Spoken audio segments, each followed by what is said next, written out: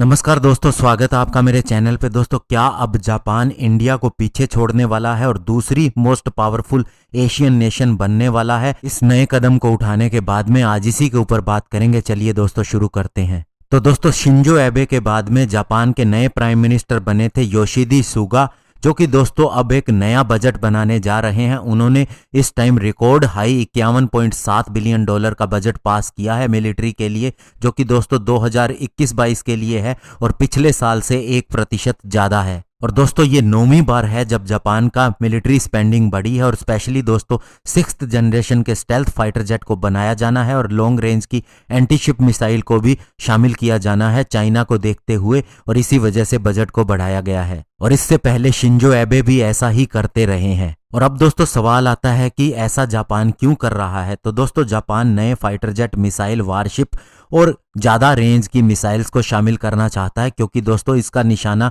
China, north Korea और other Asian continent हो सकती हैं जिनसे इसे खतरा है।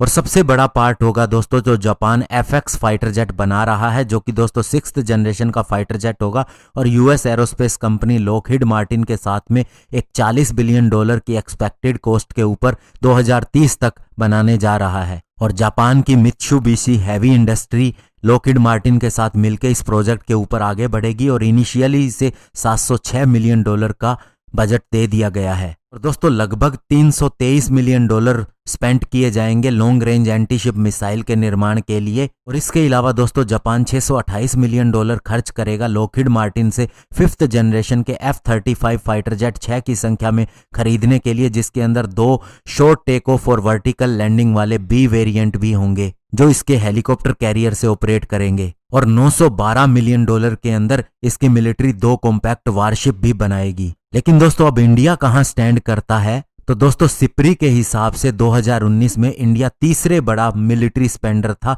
चाइना और US के बाद में, और इंडिया ने अपना मिलिट्री स्पेंडिंग 6.8% बढ़ा दिया था, जो कि लगभग 71.1 बिलियन डॉलर था, जो कि जापान के 47.6 बिलियन डॉलर और साउथ कोरिया के 43.9 बिलियन डॉलर से कहीं ज्यादा था। और रिसर्चर का कहना है कि इंडिया का मिलिट्री बजट चाइना और पाकिस्तान के साथ होने वाली टेंशन की वजह से बढ़ा, जबकि अब कहा जा रहा है कि जापान इंडिया को रिप्लेस कर देगा। तो जापान के बारे में कहा जाता है कि उसके पास जो भी लिमिटेड रिसोर्सेज हैं उसका वह बहुत ही ऑप्टिमल यूज करता है और अपनी पावर को बहुत ही अच्छे तरीके से बढ़ाना जानता है। और दोस्तों जितनी भी पावर इंडेक्स हैं वर्ल्ड वाइड जो कि थिंक टैंक के द्वारा बनाई गई हैं, इकोनॉमिक एनालिस्ट जो बताते हैं, जो एजेंसीज की रिपोर्ट बताती हैं, उसके हिसाब से जापान ऑलरेडी इंडिया से आगे ही रहता आया है।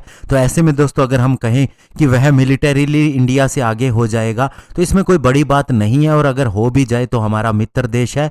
लेकिन दोस्तों इंडिया का स्थान वही रहेगा। इवन दोस्तों जो इंडिया इंप्रूवमेंट कर रहा है वो बहुत ही ज़्यादा है, क्योंकि इतना बड़ा डिफेंस बजट होने के बाद भी वह इंपोर्ट ही करता रहता था, लेकिन अभी उसने चीज़ें बनानी शुरू कर ली हैं, टेक्नोलॉजी डेवलप करनी शुरू कर दी है। इसलिए दोस्तों इंडिया का केस बिल्कुल ही अलग हो जाता है और कंपैरिजन ठीक नहीं है। लेकिन ये चीज़ ज़रूर है कि अब जापान ने अग्रेसिव होना शुरू कर दिया है और उसका मिलिट्री बजट ये दिखाता है कि अब आने वाले समय के अंदर चाइना की प्रॉब्लम्स और ज़्यादा बढ़ने वाली हैं। धन्यवाद। जय हिंद।